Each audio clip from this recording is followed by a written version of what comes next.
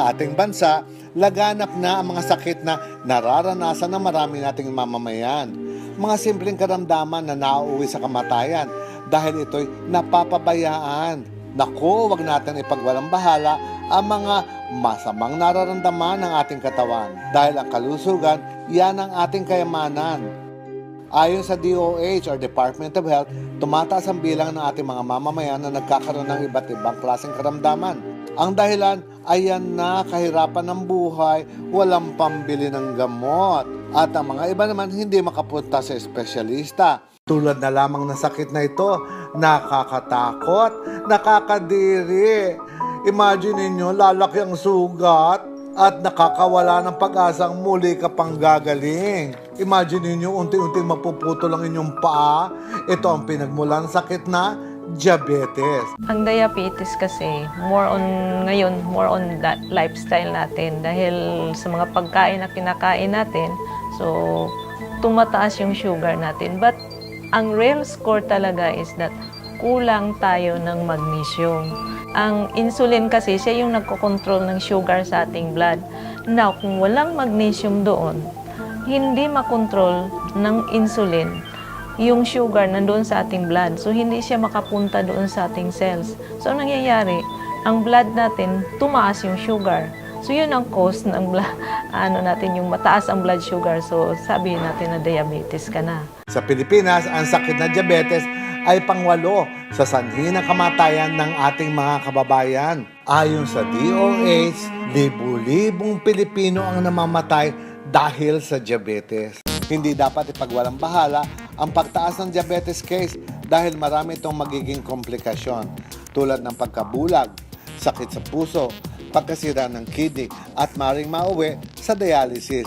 Bumababa din ang level ng libido ng ilang lalaki at ito ang nakakatakot, ang pagkakaroon ng gangrene na pwedeng mabulok at maputol ang mga paa. Dalawa kasi ang klase ng diabetes. So, mayroong yung juvenile. Yun talaga, sira na talaga yung insulin mo dyan. So, hindi wala na siyang correction dyan. Kundi lifetime mo na talaga yung mag-dependent ka sa insulin. Pero mayroong isang diabetes na yun ay na-acquired mo, hindi yun minana, kundi na-acquired mo dahil sa lifestyle mo. Yun yung pwede natin gawin. No? Na we can make something na makontrol natin yung sugar niya. Apektado na lahat eh. Usually yan, pag mag-failure yung kidney mo, wala ka na. Ops, mga kapuso, wag na kayo mawala ng pag-asa dahil ang inyong nararamdamang mga sakit, may bago kaming nadiskubre para sa kagagaling nyo, lalo na sa sakit na diabetes. Pinaka-popular na product which is called Promag 300 or we call it transdermal magnesium. Ibig po sabihin, ito po ay pinapahid lang, hindi po iniinom, in contact with the skin lang or pwedeng ibabad sa paa. And what's good about this product is na-address po nito yung common problem ng mga tao. 80% ng mga tao kulang po sa magnesium.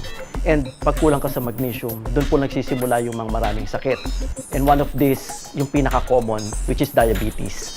Ang diabetes po ang pinakamaraming komplikasyon ngayon. Ano nga ba ang magnesium? At paano ito makakatulong sa kabubuti ng ating karamdaman? Ang magnesium, actually hindi. Usually, dami kasi nagtatanong sa akin, herbal ba ito? Actually, hindi siya herbal. O hindi, mineral talaga siya. Kasi itong magnesium parang na-overlook kasi siya dahil abundant talaga ang magnesium kahit saan. Sa foods, no? Sa mga vegetables, sa mga prutas, nandoon talaga ang magnesium. Pero 60 years ago, nag-deplete yung magnesium doon sa ating pagkain kasi nandoon na yung mga processed food. So 80 to 90% sa mga processed food, wala na yung magnesium. So usually tayo ngayon, hindi na tayo masyadong kumakain ng gulay. More on mga fast foods na talaga tayo. Ayun, nadideplete yung magnesium natin. So ngayon, pumapasok na itong mga sakit na nararamdaman natin dahil walang magnesium. Kasi ang magnesium, siya talaga yung tawag natin is susi sa ating cells, no? Siya yung tagabukas para papasok yung vitamins, papasok yung mga enzymes para mag-produce ng energy. Kaso lang kung wala yung magnesium or mababa yung magnesium, walang nagbubukas. At ang magnesium din ang nagsasabing, over na kami. So siya rin ang magsasabing stop. So yun yung work ng magnesium. Yun naman pala ang kasagutan. Magnesium lang pala. Mura na at epektibo pa. Hindi na kailangang gumastos ng mahal dahil ang Miracle na Battle may pag-asa kang gumaling. Sa pagpapatunay po, napakarami po namin tinatawag na testimonials. Number 1 po dito, meron kaming patient na 64 years old, 72 years old, na ang diagnosis po is diabetic gangrene.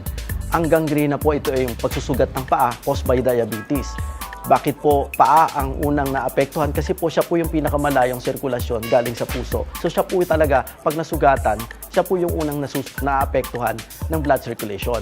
Nung naramdaman ko na parang nagmanas po ang aking paa, tumakbo na ako dito sa Manila kaagad to check up, to have a check up. Then, nung chinek up nila, just ordinary lang. Then, binigyan ako ng gamot.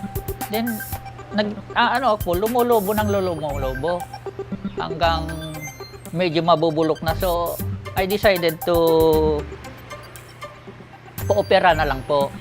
Pinakalos ko yung dumi, so yung balat niya, so nagkaganito po. The word of magnesium na napakaganda sa tao, yan ang kwento ni Doktora. So, I call Doktora, then invite me in their office.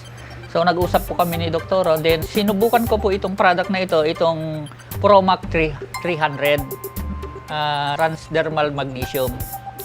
So,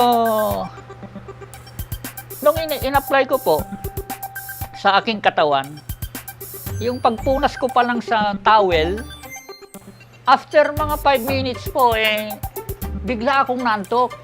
Na-relax po ang aking katawan. So sabi ko, this very impressive. Talagang epektibo ito. Hindi pa ka, ano. So, nung nagising ako, binabad ko na yung paa ko to para ma-absorb po ito. Kaya lang, ako ng many way of application. Ano po yung blood sugar nyo ngayon? Normal po, 97. Dati po ba ano po? Minsan tumataas. Umaabot ng 125, 130. Ngayon, 97, 98, ganun lang po. Nasa normal level na po siya. I have muscle pains, and then I have bone pains, and then I don't have good sleep, and then I'm too stressed because of the load of work. At first, when I use it, the first thing I noticed was that I had a better sleep. The pain in my muscles, before when I wake up, as if it's so stiff, I can't move my arms. I also design, I'm a designer, so it's so stiff, and then the pain was gone. But now, in the morning, I feel refreshed. I'm happier now. After nung magamit ko that day, yun nga, nakaramdam ako ng ginhawa doon sa body pain na nararamdaman ko during that time. Naramdaman ko nung inumpisahan ko siyang gamitin sa everyday, may nararamdaman ako mga changes. Hindi lamang sa mga body pains, pati yung may hypertension ako eh. After continuous using it for a month, every 3 months kasi nagpapa-blood chem ako eh. Minomonitor lang lagi yung cholesterol level ko, yung good and bad cholesterol, diba? Tapos yung sugar ko kasi candidate na rin ako for diabetes eh.